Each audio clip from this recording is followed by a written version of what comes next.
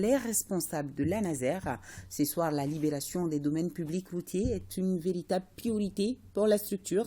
Elle vient d'entamer une opération de prospection au cours de laquelle les populations sont sensibilisées sur la nécessité de libérer les voies publiques au grand bonheur et sécurité des usagers de la route.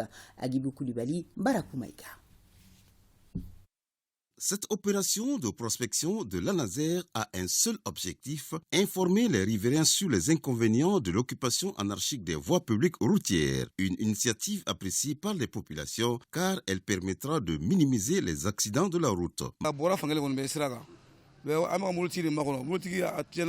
Cette voiture est à réparer. Elle est garée et une partie se trouve sur la route. Mais nous attendons les propriétaires de la voiture. Nous l'avions dit, mais toujours pas de réponse. Cette sensibilisation de l'ANASER est à saluer. Effectivement, l'emprise du goudron ne fait pas partie des garages, ne fait pas partie des ateliers. On l'a dit plusieurs fois et donc nous soutenons cette action. Donc nous demandons à tous les artisans concernés par cette action, qui sont sur la voie publique, de libérer l'emprise des routes. Une chose est de dire aux artisans de libérer les voies, une autre chose est de dire aux plus hautes autorités de trouver les espaces pour les artisans pour recaser. Les autorités communales apprécient cette opération à sa juste valeur. Je remercie l'initiative de l'ANASER et encore demander plus de compréhension à la population parce qu'il ne sert à rien à occuper de façon illicite les voies publiques, sinon les voies adjacentes au marché. Par exemple, je prends un exemple sur le marché de Wolofobougou, où c'est un casse-tête.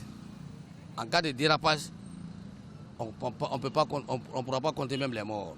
Nous avons estimé qu'il était nécessaire de faire d'abord une campagne de sensibilisation à l'endroit de ces commerçants détaillants qui occupent donc illégalement les domaines publics routiers, pour d'abord les expliquer les dangers liés donc à l'occupation anarchique des voies qui sont ouvertes à la circulation publique et les dire également que la route n'est pas un endroit propice au commerce.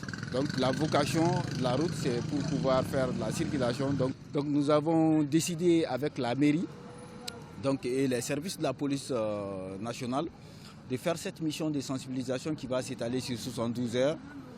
Non seulement à Bamako, mais dans certaines grandes villes du pays. Les populations ont donc 72 heures pour libérer les domaines publics routiers. Passé ce délai, les contrevenants seront sanctionnés par la réglementation en vigueur.